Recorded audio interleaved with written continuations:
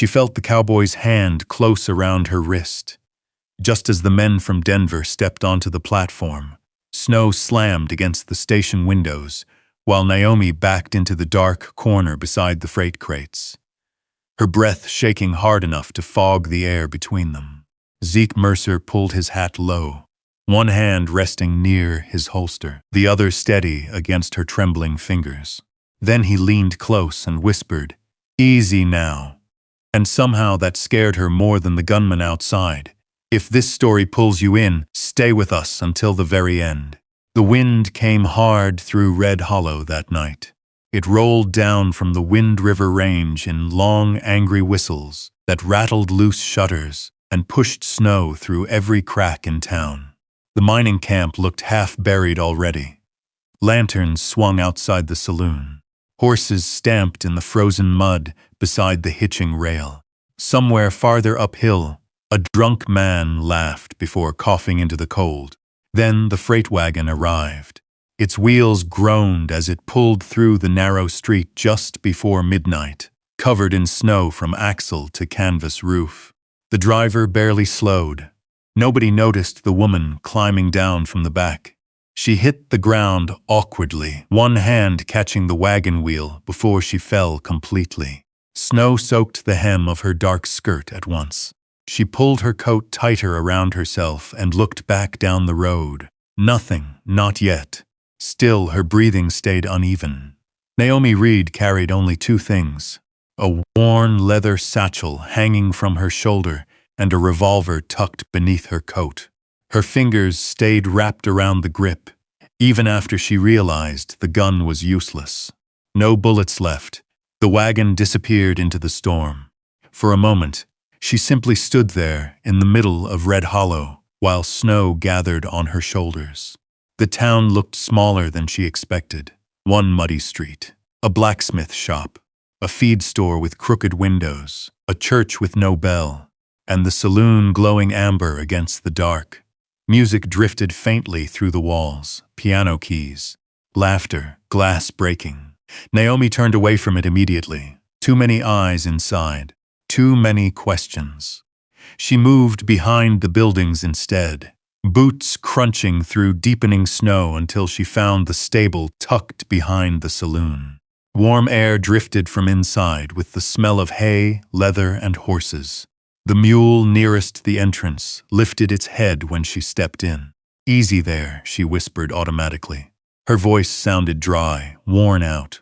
She slid the stable door closed behind her and leaned against it for a second, eyes shut tight. The storm outside muffled everything now. Her hands trembled as she rubbed, feeling back into them. Then she heard the sound, a boot scraping wood. Naomi's eyes snapped open. A man sat farther inside the stable near a lantern hanging from a nail post. Big shoulders, heavy coat dusted with snow, dark beard shadowing most of his face. One gloved hand rested loosely on his knee while the other held a tin coffee cup. He had been watching her the whole time. Naomi reached beneath her coat instantly and pointed the revolver at him. The horses stirred nervously. The man didn't move, didn't even blink. His gray eyes dropped once toward the gun before returning to her face. "That thing loaded?" he asked quietly. Naomi said nothing. The lantern light flickered across her cheekbones and tired eyes. Snow melted slowly in the curls near her temples. She looked exhausted enough to fall where she stood, but the revolver never shook. The cowboy took another slow sip of coffee. "You planning on shooting me?" he asked. "Or just freezing to death in my stable?" "My mistake," she answered.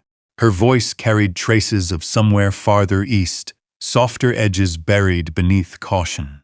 She lowered the gun half an inch but kept it ready. The man set his coffee cup aside and stood. Naomi stiffened immediately. Lord, he was tall. Not broad in the soft way town men got broad from whiskey and cards. This man looked carved out of rough country. Thick coat, work gloves.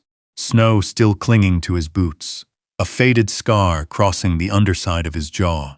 She knew at once what kind of man he was. The kind that spent more time around horses than people. "I ain't looking for trouble," he said. Neither am I. But trouble's usually what shows up this late. A silence settled between them. Outside, the storm battered the town harder. Wind shoved against the stable walls until loose boards creaked. The cowboy glanced at her hands.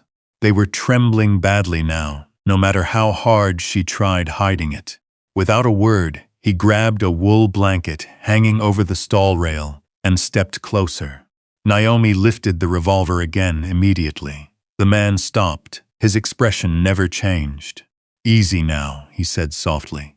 "You're safe here." Something in his tone caught her off guard. Not pity, not curiosity, just plain certainty. He tossed the blanket gently toward her, instead of approaching further. Naomi caught it awkwardly with one hand while still holding the gun. Warmth hit her fingers almost painfully. The cowboy moved back toward the lantern. "You got a name?" he asked. Naomi hesitated. Names could get people killed. Still lying felt harder suddenly with those gray eyes resting calmly on her. "Naomi," he nodded once. "Zeke Mercer." She recognized the name immediately. Most folks passing through Wyoming territory had heard of him one way or another. Zeke Mercer, the widowed rancher from Bitter Creek who barely came into town except for supplies. Folks said he lived alone up in the mountains with nothing but cattle, snow, and ghosts. Some claimed he once beat a horse thief unconscious with his bare hands. Others said he hadn't smiled since his wife died. Naomi pulled the blanket tighter around herself. "You always let strangers into your stable?" "No." "Then why tonight?" Zeke looked toward the storm outside. "Because nobody survives weather like this alone." Neither spoke again after that. The lantern burned low while wind screamed across Red Hollow. Naomi sat carefully atop a hay bale, still wearing her coat, revolver hidden in her lap beneath the blanket. Zeke remained near the lantern with his coffee, silent as old timber. At some point, her eyes closed despite herself. The last thing she remembered was hearing horses shifting softly in their stalls, and the steady scrape of Zeke sharpening a knife against stone. Morning came pale and bitter cold. Naomi woke to voices outside, male voices, asking everybody in town. Said she's colored, traveling alone. Denver men, armed. Her eyes flew open. The stable door stood cracked slightly. Snowlight spilled through the opening. Zeke stood outside, speaking with Deputy Walter Finch beside two saddled horses. Naomi moved quietly toward the gap. Walter lowered his voice.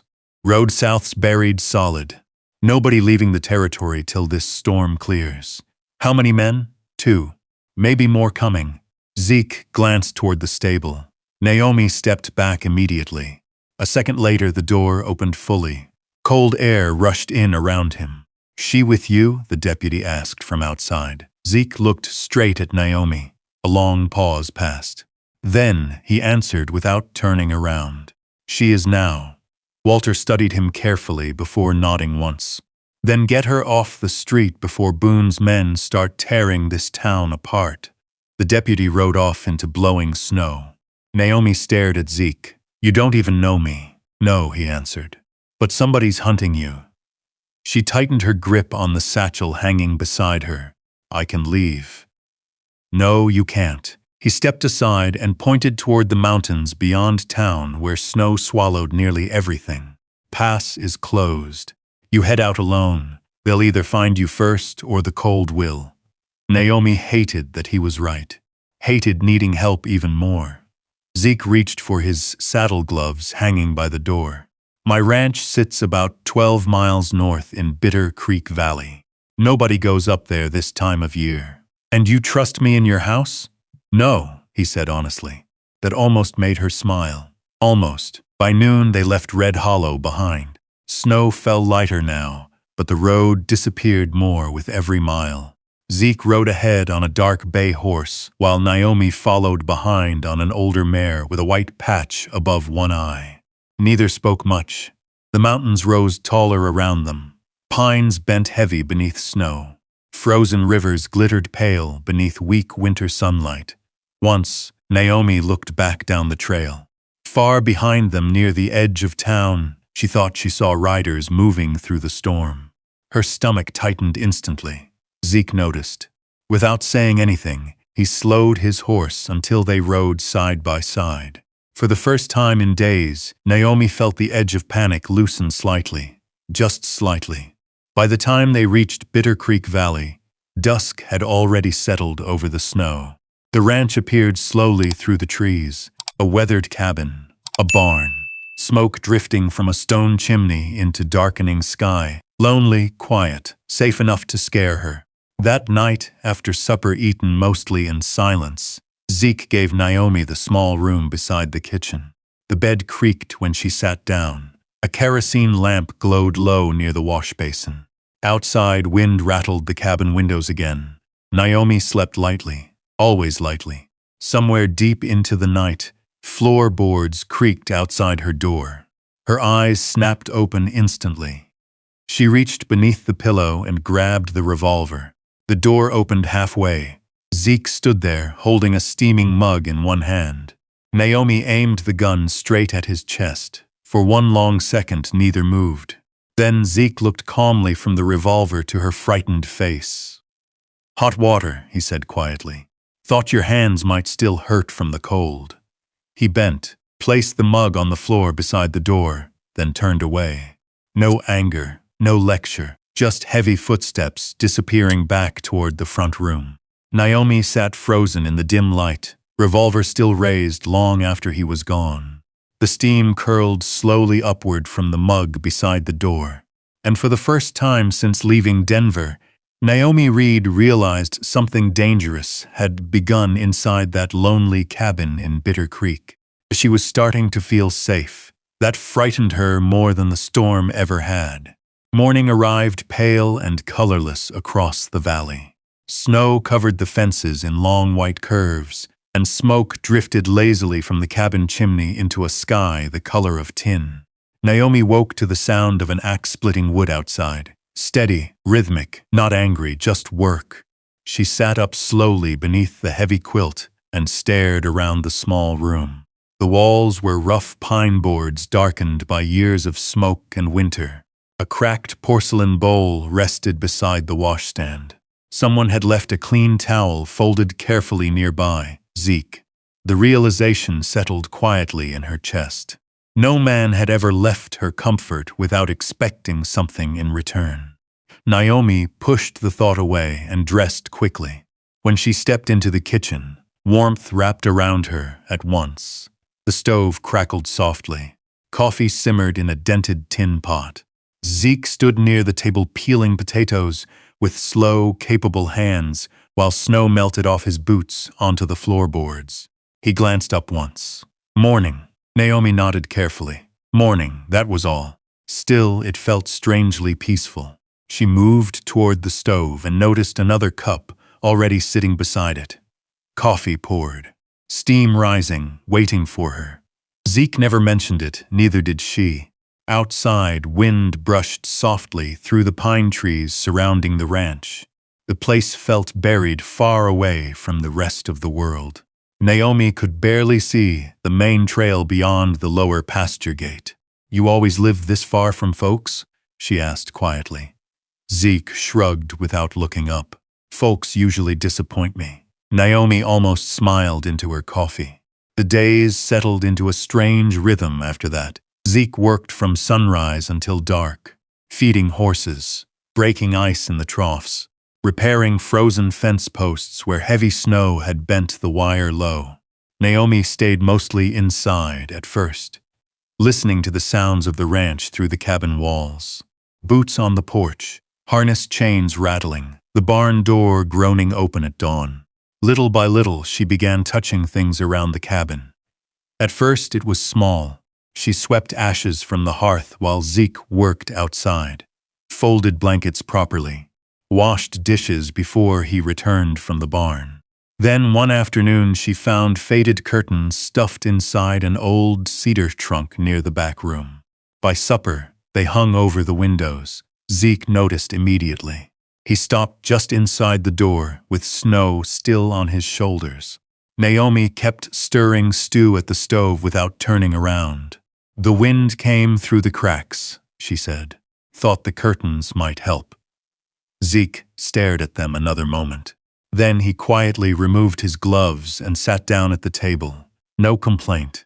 But later that night, Naomi caught him glancing toward the windows twice while drinking coffee beside the fire.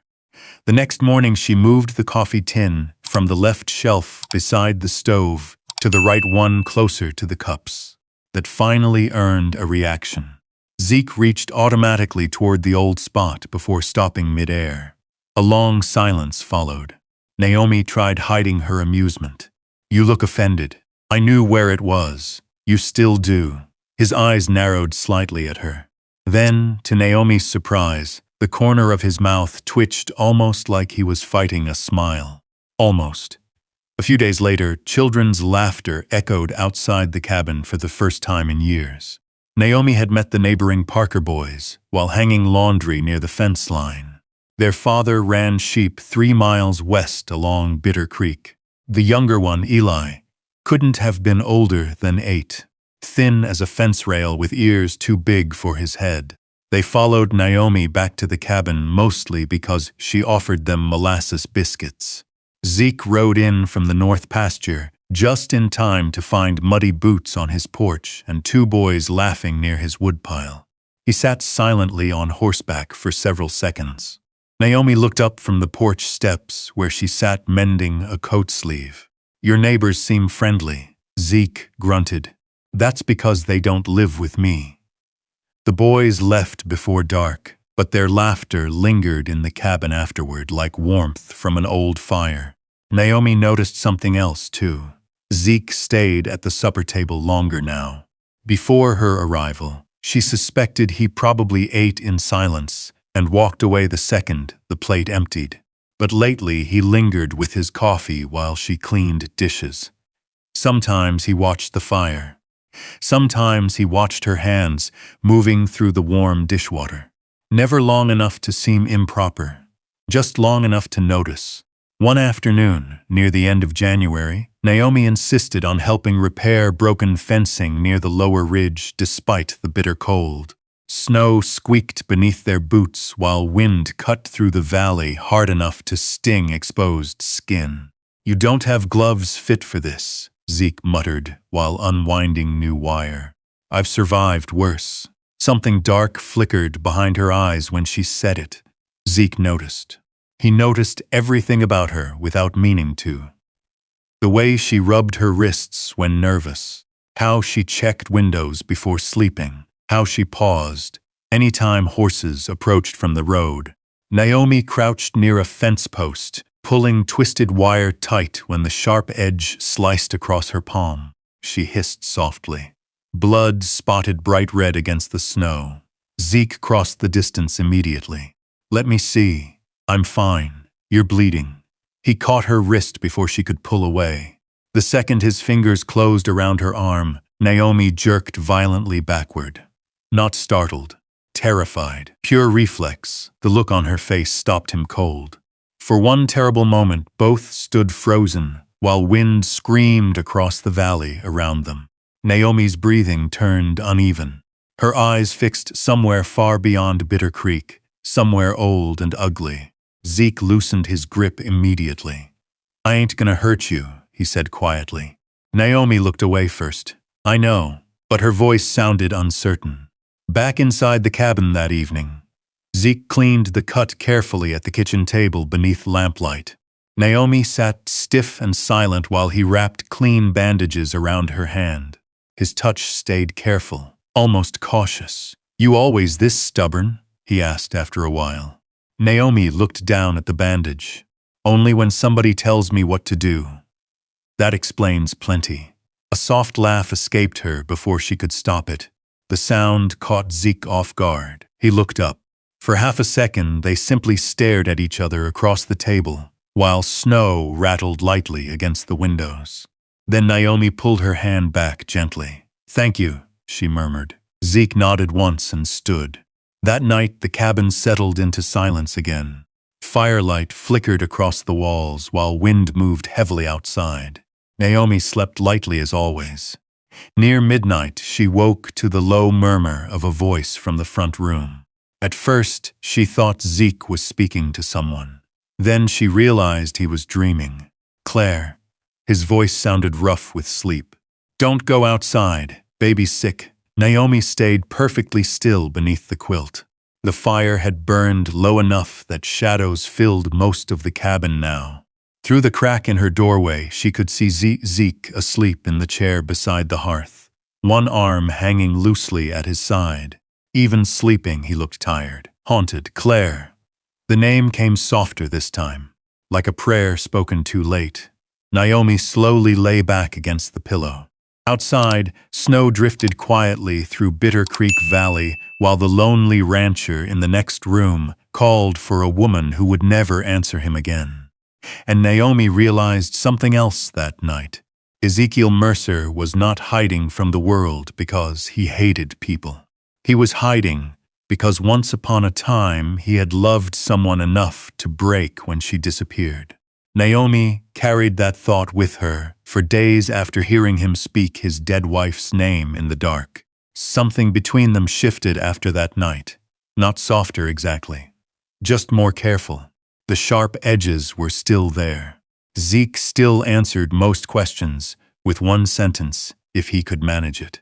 Naomi still watched the road every evening from the porch before bolting the cabin door. But now she noticed things she had missed before. The way Zeke always checked the lantern oil before bed, because winter winds could blow flames out by morning. How he warmed her coffee cup beside the stove before pouring into it. How he quietly left extra firewood stacked near her room without mentioning it. Small things. The kind people did when they cared too much to say it aloud. By early February, the storms eased enough for supply wagons to start moving again through Red Hollow. One gray morning, Zeke saddled both horses before sunrise. "We need flour," he said, "and feed." Naomi looked up from the stove. "You want me staying here alone?" "I want you where I can see trouble coming." That answer sat strangely warm in her chest. The ride into town took nearly 2 hours through packed snow and frozen creek crossings. Naomi kept her scarf pulled high against the cold while Zeke rode beside her in silence. Pine trees stretched black against white hillsides. Somewhere far off, a hawk circled above the valley. Red Hollow looked busier than before. Miners crowded outside the general store. Steam drifted from the bakery chimney. A freight train stood motionless near the tracks, while men unloaded crates marked Denver Dry Goods Company. Naomi stiffened the second she saw the word Denver. Zeke noticed immediately. "You all right?" "Fine." She wasn't. Inside Mercer's saloon, the air smelled like whiskey, smoke, wet wool, and fried onions. Men looked up when Naomi entered beside Zeke, but most quickly looked away again once they recognized the rancher's expression. Zeke ordered supplies at the counter while Naomi stood near the stove, warming her hands. That was when the cattle broker stumbled over. Big man, red cheeks, half drunk already. "Well now," he slurred. Didn't know Mercer finally brought himself home a pretty woman. Naomi ignored him. The man laughed softly. "You from Denver, sweetheart?" Zeke turned slowly from the counter. The broker kept talking anyway. "Heard Denver's got women. Will keep a man warm long as his wallet stays full enough." Silence fell around the nearest tables. Naomi's jaw tightened. She reached for her gloves. Then the man smiled ugly. "How much Mercer pay for?" The punch landed before he finished. Zeke drove him backward hard enough to crack a chair against the floorboards. Whiskey bottles rattled behind the bar. The broker cursed and lunged up again, but Deputy Walter Finch stepped between them instantly. "That's enough," Walter barked. The saloon went dead quiet except for the piano player slowly stopping mid-song.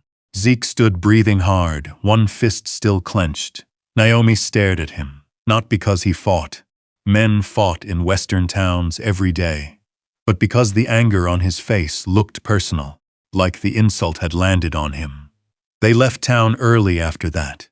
The ride home felt colder somehow. Snow clouds rolled low over the mountains while the horses pushed through icy trails in silence. Naomi finally spoke halfway across Bitter Creek Bridge. "You didn't have to do that." Zeke kept his eyes ahead. "Yeah, I did. You acted like I belonged to you." That got his attention. His horse slowed slightly. "I acted like he was out of line. You don't get to decide what battles belong to me. And you don't get to pretend words like that don't matter." Naomi laughed once without humor. "You think I haven't heard worse?" Something dark crossed Zeke's face. That's exactly the problem. Neither spoke again after that. By the time they reached the cabin, another storm had rolled into the valley. Wind slammed hard against the barn doors while snow spun wild through the yard. Naomi pulled off her gloves near the fire, still angry enough to shake. "You don't understand something, Zeke," she said sharply. "I survived long before I got here. I know that." "No, you don't." He dropped the supply sacks onto the table harder than necessary. "You think surviving means never letting anybody help you. I think surviving means not owing people." The words hit the room hard. Zeke stared at her across the firelight. Naomi stepped closer before she could stop herself. "You sit up here on this mountain, hiding behind silence like it makes you strong." His jaw tightened. "You don't know a damn thing about me." "I know enough. This cabin isn't peace, Zeke. It's hiding." The wind roared outside. Something changed in his eyes then. Not rage exactly. Something deeper. Years of loneliness pushed too hard all at once. "You think I wanted any of this?" he said quietly. "You think I wanted to care whether you came back every time you stepped outside?" Naomi's breath caught. The room suddenly felt too small, too warm. "You barely even know me," she whispered. "Maybe that's the problem." Then he kissed her, hard, sudden enough to steal the air from both of them. Every argument between them seemed buried inside it. Anger, fear, weeks of tension tightening inside that little cabin until something finally snapped. Naomi grabbed his coat instinctively. For one dangerous second, she kissed him back. Then reality crashed through her. She shoved him away hard enough that he stumbled against the table. Silence exploded between them, both breathing unevenly. The fire cracked loudly in the stove. Zeke looked almost shocked at himself. Naomi touched her mouth once, eyes wide with anger and something worse. "I shouldn't have done that," he said roughly. "No," she answered. "You shouldn't have." He stepped back first. That somehow hurt more.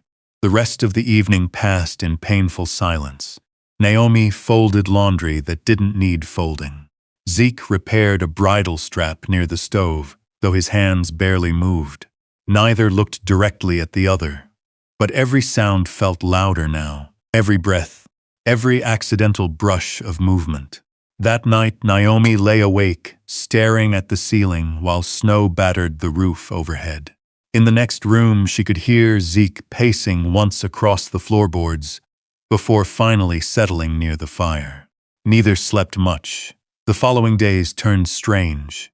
They moved around each other carefully inside the cabin, like people standing too close to open flame. Sometimes their hands brushed reaching for coffee cups or firewood. Each time both pulled away too fast. Then came the river accident. Late one afternoon, frantic knocking shook the cabin door. "Mrs. Parker stood outside crying so hard she could barely speak. "Ellie fell through the ice," she gasped. "The river crossing." Zeke was already grabbing his coat. Naomi followed before he even asked. The creek east of the valley had swollen beneath melting snow.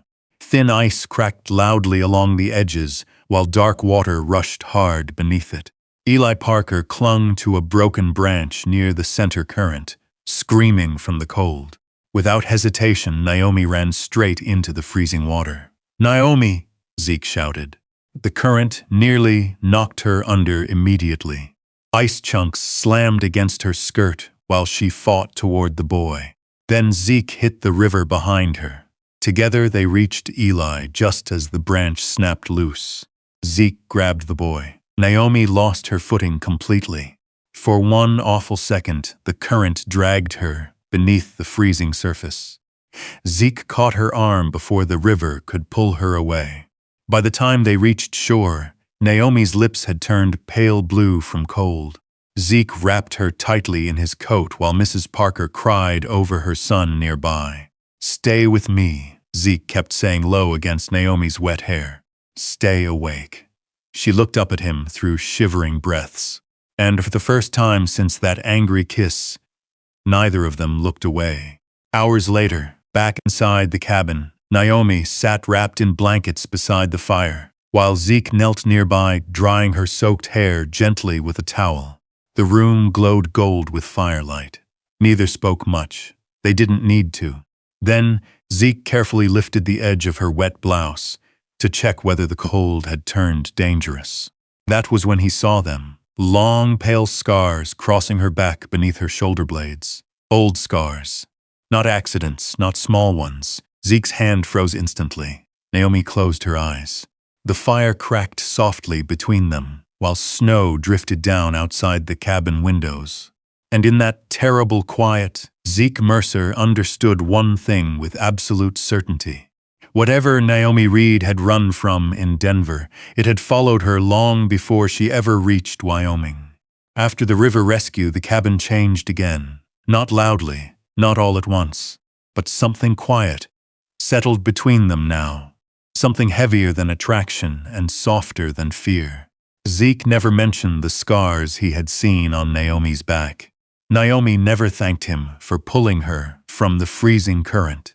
Still, she noticed he no longer slept as far from her bedroom door. And Zeke noticed Naomi stopped locking that door at night. Winter dragged deeper into Bitter Creek through the rest of February. Snow piled high against the barn walls until only the top halves of fence posts remained visible. Most mornings began the same way now. Coffee simmering, boots drying near the stove. Naomi humming softly while kneading biscuit dough beside the counter. Sometimes Zeke caught himself listening for that sound before he even opened the cabin door at dusk. That realization unsettled him. One evening, Naomi stood near the window, watching snow drift through the valley while Zeke repaired a saddle strap beneath the lantern. "You ever think about leaving this place?" she asked quietly. Zeke kept working. "No, not even once. Mountains don't ask questions." Naomi folded her arms tighter across herself. "People do. That's why I prefer mountains." She looked over at him then. Really looked. "You know," she said softly. "You're not nearly as cold as you pretend to be." Zeke's fingers paused against the leather strap. Outside, wind rattled the porch gate. Inside, neither moved for a second. Then a sharp knock hit the cabin door. 3 hard knocks. Zeke stood immediately. Naomi's body stiffened before she could stop it. Zeke noticed that too.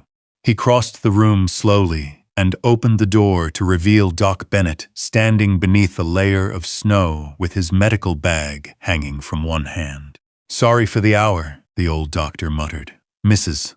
Parker said Naomi nearly froze in that river yesterday. Wanted to make sure fever didn't settle in." Naomi tried refusing the examination. Doc Bennett ignored her completely. "Sit down, miss." The doctor smelled faintly of tobacco and wintergreen salve. His hands were old but steady while he checked Naomi's pulse beside the fire. "You been sick mornings?" he asked casually. Naomi hesitated. "A little. Dizzy?" Another pause. "Sometimes." Doc Bennett looked at her over the rim of his spectacles. Then he glanced once toward Zeke, standing near the stove. "Well," the old man said carefully, "that explains it."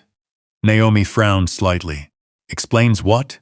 Doc Bennett closed his medical bag slowly. "You're carrying a child." Silence swallowed the room whole. The fire popped sharply in the stove. Naomi stared at the doctor as though she'd forgotten how breathing worked. One hand moved unconsciously toward her stomach beneath the table. Zeke didn't say a word. Not one. Doc Bennett cleared his throat awkwardly and scribbled instructions onto the back of an old feed receipt from his coat pocket. "Less heavy lifting," he muttered. "Warm meals. Rest when possible." Naomi barely heard him. Pregnant. The word echoed inside her head like church bells through fog. After the doctor left, the cabin remained painfully still. Snow brushed softly against the windows. Zeke poured coffee into 2 cups, though neither touched it. Finally, Naomi stood. "You should know something." Her voice sounded thin now, not frightened exactly, tired. Zeke leaned back slowly in his chair. Naomi stayed near the window instead of facing him directly. "In Denver, I sang at a saloon near Union Station." Zeke said nothing. The owner was a man named Silas Boone. Even speaking, the name seemed to darken the room. Naomi swallowed hard before continuing. "At first he treated me kindly, nice dresses, better rooms upstairs, more money than I'd ever seen." Her fingers tightened against the windowsill. "Then he started deciding where I went, who I talked to, which songs I sang." She laughed once without humor. "Men like Silas never think they're cruel. They think ownership feels like love." Zeke's jaw hardened quietly. Naomi finally turned toward him. "When I tried leaving, my younger brother Caleb helped me pack. 2 days later, Silas accused him of stealing from the saloon safe." Her voice nearly broke there. "They beat him inside the Denver jail before any trial ever happened." The fire crackled softly. Naomi looked down at her hands. "He died 3 days later." Zeke lowered his eyes for a moment. Not because he pitied her, because he knew grief when he heard it. Naomi crossed the room slowly and pulled the worn leather satchel from beneath the side table. Her fingers trembled while opening it. Inside rested a thick ledger wrapped in cloth. "Silas kept records," she whispered. "Payments, bribes, gun shipments, through Cheyenne and Colorado territory." She looked at Zeke directly now. "I stole it before I ran." Zeke stared at the ledger. "So the men hunting you work for him." Another silence settled over the cabin. Naomi hugged her arms tightly around herself. "I never planned staying here, Zeke. That hurt more than he expected. I figured once winter ended," she continued softly, "I'd disappear farther west. Oregon maybe. California. Somewhere nobody knew my name." Zeke looked toward the fire. "And now," Naomi's eyes filled before she blinked the tears away. "Now there's a child." Neither spoke after that. Hours passed quietly. Naomi eventually retreated to her room, while snow buried the valley deeper outside. Zeke remained awake beside the dying fire long after midnight. The next morning, Naomi woke to the sound of hammering outside the barn. Slow, steady. She wrapped a shawl around herself and stepped into the cold morning air. Zeke stood inside the barn beside a pile of fresh pine boards. Wood shavings curled across the floor around his boots. Naomi stopped in the doorway. A small cradle frame rested on the workbench, half finished. Zeke glanced up briefly before returning to the hammer. Neither spoke for several seconds. Finally, Naomi whispered, "You don't even know whose baby this is." The hammer stopped. Zeke wiped sawdust from his hands slowly. Then he looked at her with that same calm gray gaze from the stable in Red Hollow weeks earlier. "I don't much care." Naomi's throat tightened. Zeke stepped closer carefully, like approaching something wounded. "If you stay," he said quietly, "that child have a roof over its head, food on the table, somebody watching over it." Naomi blinked hard. "And me?" she asked before she could stop herself. Something flickered across his face then, small, honest. "You too." The barn fell silent except for wind brushing through the rafters overhead. Naomi looked away first. Tears slipped down her face before she realized they were coming. Not loud crying, not dramatic, just years of fear finally loosening their grip all at once. Zeke didn't move toward her immediately. He only stood there among the smell of pine shavings and cold mountain air while Naomi pressed trembling fingers against her mouth. Then, very gently, he picked up his coat hanging nearby and placed it around her shoulders, the same way he had that first night in Red Hollow. "Easy now," he murmured softly.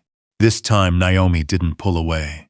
She lowered her head against his chest while snow drifted quietly outside the barn doors, and the lonely valley of Bitter Creek held them both in silence. Zeke stood still for a long moment. One rough hand rested carefully against the back of her coat. Not possessive, not uncertain either, just there. Like he finally understood some things didn't need fixing right away. They only needed holding. The weeks after that felt different inside the cabin. Softer somehow. Winter still ruled the mountains. Wind still rattled the shutters most nights. Snow still buried the trail leading toward Red Hollow. But the sharp edges between them had worn down. Naomi stopped flinching every time footsteps crossed behind her. Zeke stopped, pretending he preferred eating supper alone. Some mornings, she found fresh-cut firewood already stacked beside the stove before she even woke.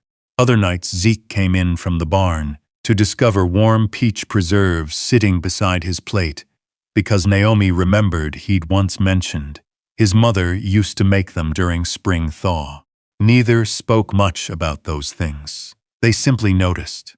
One evening near the end of March, Naomi sat wrapped in a quilt beside the fire, mending one of Zeke's work shirts. The cabin smelled faintly of cedar smoke and beef stew simmering low on the stove. Zeke looked up from sharpening harness buckles. "You missed a spot," Naomi frowned. "What spot?" He pointed toward her cheek where a streak of flour dust remained from supper biscuits. Naomi rubbed the wrong side of her face. Zeke gave the smallest shake of his head. Then, before thinking better of it, he crossed the room and brushed the flour away gently with his thumb. Naomi looked up slowly. That dangerous quiet returned again, the one that made the whole cabin feel smaller. Zeke's hand lingered against her face longer than necessary. "You keep looking at me like that," Naomi whispered softly, "and I'm liable to forget every reason I planned on leaving." Zeke's jaw tightened once. "Maybe I'm tired of hearing about you leaving." The words landed between them heavier than expected. Naomi's breathing slowed. Outside, snow slid from the roof in a heavy rush. Inside, Zeke bent down and kissed her. Slow this time, no anger, no storm inside it. Just warmth, carefully given. Naomi's fingers curled into the front of his shirt, as though steadying herself against something larger than fear. And for the first time in a very long while, neither of them felt lonely. By April, the snow began retreating from Bitter Creek. Brown grass slowly emerged across the valley floor. Meltwater rushed through narrow streams beside the ranch road. The horses grew restless inside their fences, sensing spring before people ever could. But trouble came with the thaw. One afternoon, Deputy Hollis arrived on horseback, carrying fresh worry across his face. Zeke met him outside the barn, while Naomi watched quietly through the kitchen window. Hollis removed his gloves slowly. "Two men rode through Red Hollow yesterday asking questions again." Naomi froze. "They carrying Denver saddles?" Zeke asked. Hollis nodded once. "And there's more." He lowered his voice. "Silas Boone himself may be coming north." Inside the cabin, Naomi sat perfectly still after Hollis left. The coffee in her cup had gone cold untouched. "I should leave before this reaches your ranch," she said quietly. Zeke didn't answer at first. He simply walked toward the coat rack and grabbed his rifle. Naomi stared at him. "Did you hear me?" "Yep. And you're staying." Her eyes flashed with frustration. "You don't understand what this man is capable of." Zeke checked the rifle chamber calmly. "No," he said. "I understand exactly." That night neither slept much. Wind moved softly through the valley while lantern light flickered across cabin walls. Naomi sat at the table, staring at the ledger wrapped in cloth. The thing that had destroyed her old life. The thing now threatening this one too. Zeke stepped behind her quietly. "If they come," Naomi whispered, "I won't let them destroy this place." Zeke rested one hand on the chair beside her. "They won't take you." Naomi looked up at him slowly. "How can you promise that?" His gray eyes held steady on hers. "Because I finally got something worth fighting for." The words nearly undid her. 3 days later, the riders came. Naomi saw them first through the front window, just after sunrise. 4 horses cutting across the thawing valley mud, long coats, rifle cases tied behind saddles, and one rider in the middle, wearing black gloves despite the warming weather, Silas Boone. Even from a distance, Naomi recognized the straight-backed arrogance in the way he rode. Fear hit her hard enough to steal breath from her lungs. Zeke noticed instantly. He moved toward the rifle above the fireplace. "Go to the back room," he said calmly. "No, Naomi, I'm done hiding." Outside, horses stopped near the porch. Silas dismounted slowly, brushing trail dust from his coat like a businessman arriving for supper instead of trouble. "Well now," he called toward the cabin. "Long ride for a woman who claimed she wanted freedom." Naomi stepped onto the porch before Zeke could stop her. Cold spring wind lifted loose strands of her dark hair. Silas smiled when he saw her, but there was no warmth in it. "You look tired, Naomi." "And you still look like a snake," she answered. One of the gunmen laughed under his breath. Silas's eyes shifted toward Zeke. "So this is the cowboy." Zeke remained silent beside the doorframe, rifle low but ready. Silas studied him briefly, then his smile faded. "You have something that belongs to me," he said toward Naomi. "No," Naomi replied quietly. "It never belonged to you." The valley fell still. Even the horses seemed tense. Then one of Silas's men moved too quickly. Everything exploded at once.